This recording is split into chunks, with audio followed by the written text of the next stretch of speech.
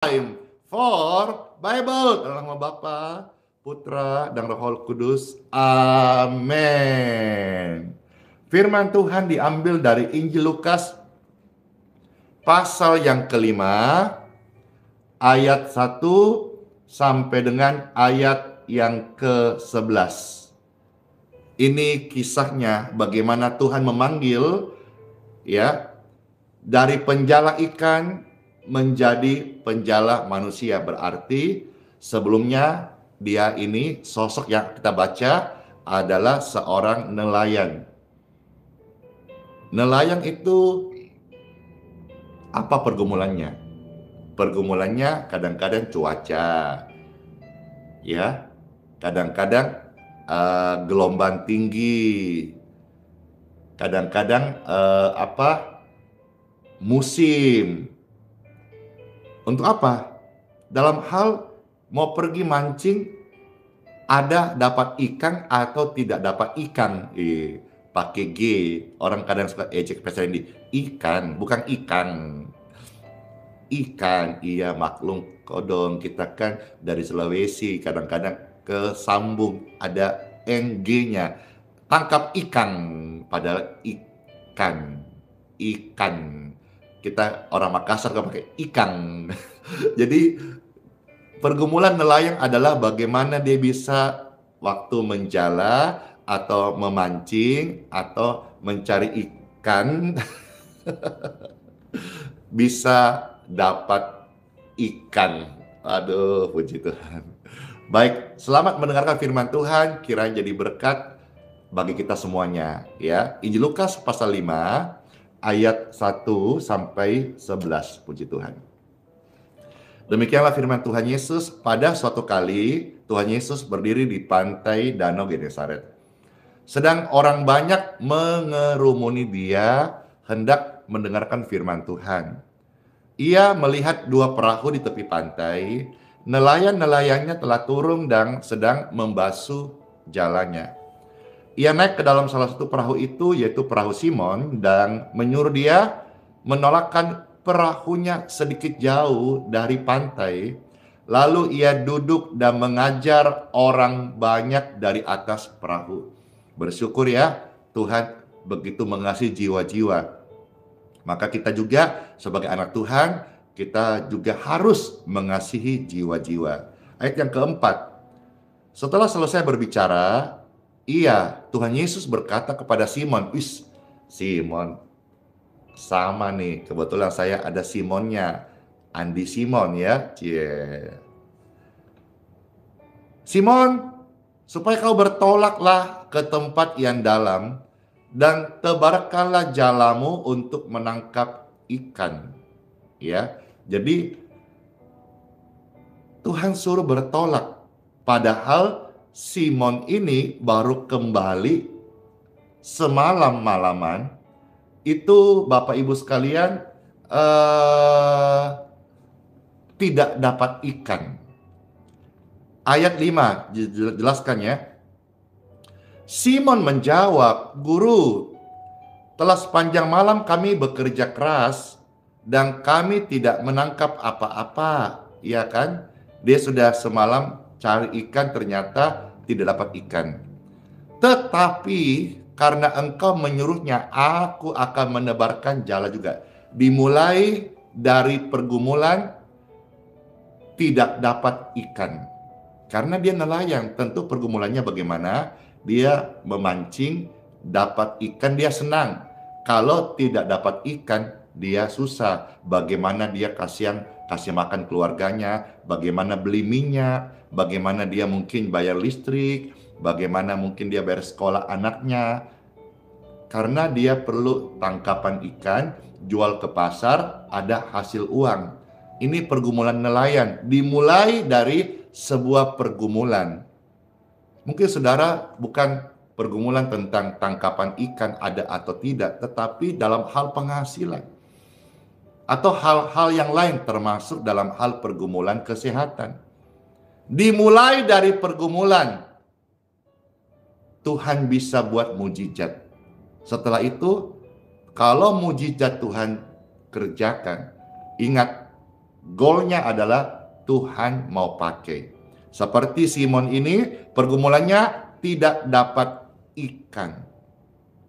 Tetapi karena engkau yang menyuruhnya, aku akan menebarkan jala juga. Meskipun dalam hati berpikir, udah capek atau sudah semalam-malaman, saya coba tidak bisa. Padahal ilmu penelayanan ini Simon ini sangat-sangat jago karena dia memang tinggal di seputar sana. Tetapi di sini dia tundukkan ilmu, tundukkan pengalamannya untuk submit, teachable, untuk dia taat dengar-dengaran dengan Tuhan.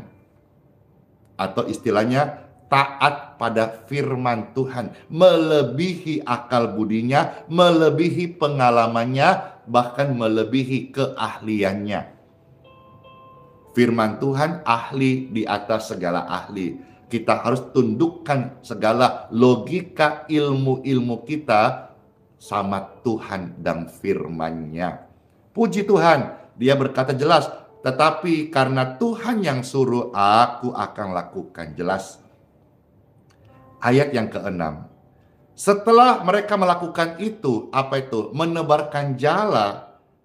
Yang terjadi karena taat, mereka menangkap sejumlah besar ikan. Wow, sehingga jala mereka sampai koyak, mulai koyak. Ayat 7. Lalu mereka memberi isyarat pada teman-temannya di perahu yang lain supaya mereka datang membantunya. Dan mereka itu datang, lalu mereka bersama-sama mengisi 2 perahu itu dengan ikan hingga hampir tenggelam. Ketika Simon Petrus melihat hal itu, ia pun tersungkur di depan Yesus dan berkata, Tuhan, pergi daripadaku, aku ini orang berdosa kodong. Sebab ia dan semua orang yang bersama-sama dengan dia takjub. Takjub apa? Mujizat. Belum pernah mungkin dalam rumusan, dalam pengalaman, dalam ilmu mereka, di pagi itu bisa dapat tangkapan sebanyak ini. Itu namanya impossible. Bersama Tuhan, nothing impossible. Cie, Inggris nih ya. Mereka takjub, ini adalah mujizat bagi nelayan. Mujizat bagi nelayan karena dia tahu bagaimana ilmu pernelayanan. Dan bagi mereka ini mujizat. Mungkin bagi orang di luar nelayan, ini kebetulan aja. Tapi mereka yang ahli di bidang ini, mereka yakin yang membuat mereka takjub karena ini adalah mujizat. Dia takjub karena banyaknya ikan yang mereka tangkap. Bahkan Peser pernah baca satu referensi.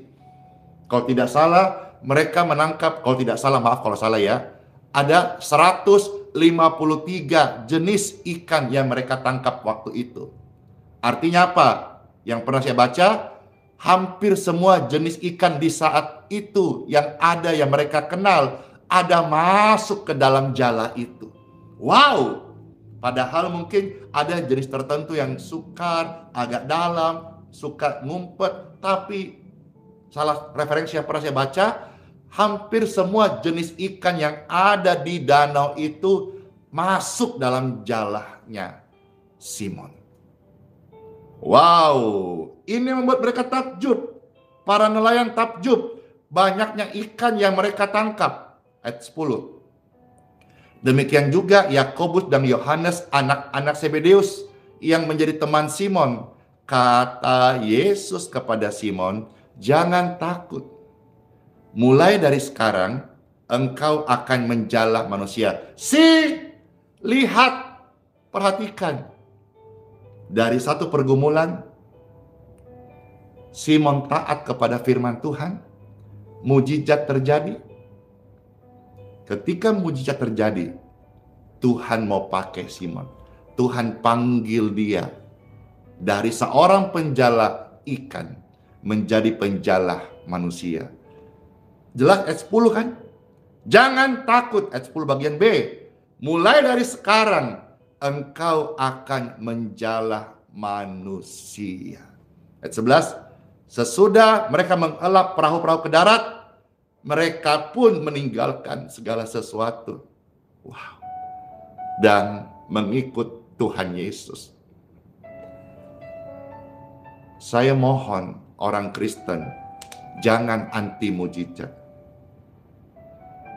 Memang Kristen sendiri mungkin ada beberapa pandangan atau aliran-aliran yang berbeda-beda. Tapi saya yakin kok, tetap satu atap, ibarat rumah, beda kamar, tetapi satu atap, yaitu puncaknya adalah Kristus yang dipermuliakan. Sekali lagi, hari-hari ini Tuhan banyak percaya, pelayanan doa, dan banyak kesaksian. Dan saya sadar pelayanan ini tidak sempurna karena yang mengerjakan saya, manusia biasa. Kalaupun jadi berkat bagi banyak orang, itu karena Tuhan. Namun di sini sekali lagi sampaikan bahwa mari orang Kristen, orang Katolik, atau orang percaya pada kitab suci, janganlah engkau anti mujizat. Mujizat memang bukan segala-galanya, tetapi mujizat Tuhan pakai untuk membuat orang percaya, menyadarkan orang, menginsapkan hati yang keras. Dan lewat mujizat seperti kisah Injil Lukas pasal 5 sampai 11 ini, Tuhan pakai Simon yang tadinya hanya penjala ikan menjadi penjala manusia. Dari pergumulan yang ada, Tuhan kasih mujizat. Untuk apa? Tuhan mau pakai untuk apa? Memperkenalkan kasih-Nya kepada lingkungan di mana hambanya yang dipakai Tuhan. Atau lebih luas, ke seluruh dunia. Amin. Aplikasinya bagi kita saat ini, Bapak Ibu terkasih, kalau engkau dengar ini dan engkau sedang alami satu pergumulan, ya tentu pergumulan berbeda-beda. Ada yang rindu untuk diberkati kandungannya, keturunannya. Ada yang rindu supaya diberkati jodohnya. Ada yang rindu supaya dapat kerja. Udah lama sekali kasihan cari kerja, nggak dapat. Atau ada yang rindu supaya sakit di tubuhnya itu diangkat dan be clear, disembuhkan, beres, tidak ada lagi sel-sel kanker atau tumor atau infeksi atau virus di tubuhnya. Kalau saudara sedang nonton ini, firman Tuhan sudah datang kepada saudara bahwa lewat pergumulan, lewat masalah, lewat tantangan hidup, datanglah kepada Tuhan. Firman Tuhan itu ada di dalam Bible. Bacalah firman Tuhan.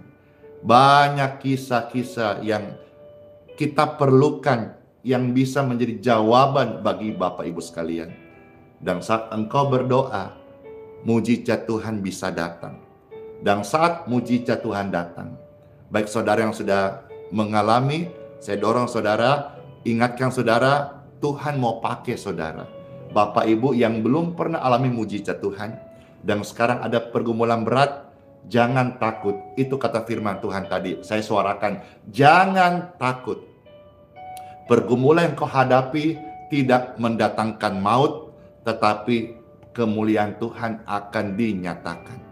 Datanglah kepada Tuhan Yesus, bacalah firman-Nya. Saat baca firman-Nya, mungkin kadang-kadang kita ragu atau tidak percaya karena kita dikuasai nalar, logika, dan akal kita. Tapi mari kita dengan hati baca firman Tuhan, dan saya percaya Roh Kudus mengurapi kita sehingga firman yang kita baca akhirnya membuat sekujur tubuh kita, jiwa kita, roh kita mempercayai perkataan firman Tuhan yang tadi hanya bacaan logos, akhirnya dengan pengurapan Roh Kudus menjadi remah dalam hidup kita. Dan disitulah tidak mustahil Bapak Ibu sekalian akan menerima mujizat Tuhan. Dan lewat mujizat Tuhan itu, saya mau konfirmasi, saya mau ingatkan kepada Bapak Ibu sekalian pemirsa terkasih dimanapun berada, lewat mujizat yang saya alami, lewat mujizat yang Anda sudah alami, lewat mujizat yang akan Bapak Ibu akan terima saat ini, atau engkau datang kepada Tuhan sampai mujizat, Tuhan mau pakai hidupmu jadi kesaksian. Nelayan dipakai dari penjala ikan menjadi penjala manusia. Saya Tuhan pakai dari seorang penjahat bisa menjadi penginjil. Dari seorang yang terkena sakit komplikasi, Tuhan sembuhkan. Saya melayani Tuhan, saya memberitakan tentang kesembuhan Tuhan Yesus. Mungkin saudara dalam hal keuangan ada mujizat, Tuhan mau pakai engkau jadi kesaksian, menguatkan orang-orang yang sedang dalam kesulitan keuangan, agar mereka percaya datang kepada Tuhan, dan setelah itu mereka dipulihkan dengan mujizat Tuhan. Mereka juga dipakai. Atau saudara mungkin seorang guru, seorang ibu rumah tangga, atau maaf, engkau seorang dari keluarga yang retak, pisah. Engkau merasa hidupmu hancur. Tidak. Tidak hancur. Datang pada Tuhan Yesus. Tuhan bisa pakai pengalamanmu yang perih, pedih, yang sangat tragis ini. Tuhan bisa urapi jadi kesaksian, mujizat, dan menguatkan ribuan keluarga-keluarga yang hancur untuk datang kepada Tuhan Yesus Kristus. Let's pray. Tuhan Yesus yang baik, terima kasih buat sabda firman-Mu. Kami mengucapkan syukur. Firman ini tertabur di setiap hati kami. Dan hati kami adalah hati yang haus dan lapar dan sudah dipuaskan dengan berita firman-Mu. Diberkatilah setiap Bapak Ibu sekalian yang sudah mendengarkan sabda firman Tuhan. Firman Tuhan yang keluar, yang kita dengar, yang kita baca, itu tidaklah kembali dengan sia-sia, tapi akan berhasil melaksanakan apa yang sedang Tuhan firmankan. Sedang firman-Nya yang tercatat di dalam kitab Yesaya 55 ayat yang ke-11. Puji Tuhan, puji Tuhan. Tuhan Yesus memberkati setiap Bapak Ibu terkasih, pemirsa yang sudah mendengar firman Tuhan. Amin, amin, amin. Puji Tuhan.